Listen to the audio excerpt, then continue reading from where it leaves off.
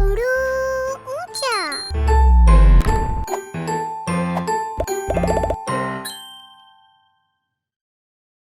आप अपनी जांच करें। इन तस्वीर को गौर से देखें और बताएं कि इनमें से कहाँ-कहाँ इस्तेमाल हुआ है।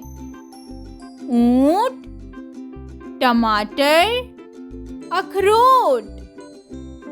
ऊंट, क्या इस लफ्ज के शुरू में टे लिखा है? नहीं। तो क्या दरमियान में टे आया है? नहीं।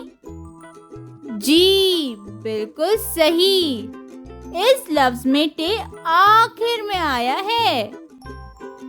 टमाटर। जी, तो बताएं इसमें टे कहाँ लिखा है? क्या लफ्ज के शुरू में, दरमियान में या फिर लफ्ज के आखिर में? जी हाँ, इस लफ्ज में टे दो जगह आया है, शुरू में और दरमियान में भी। अखरोट।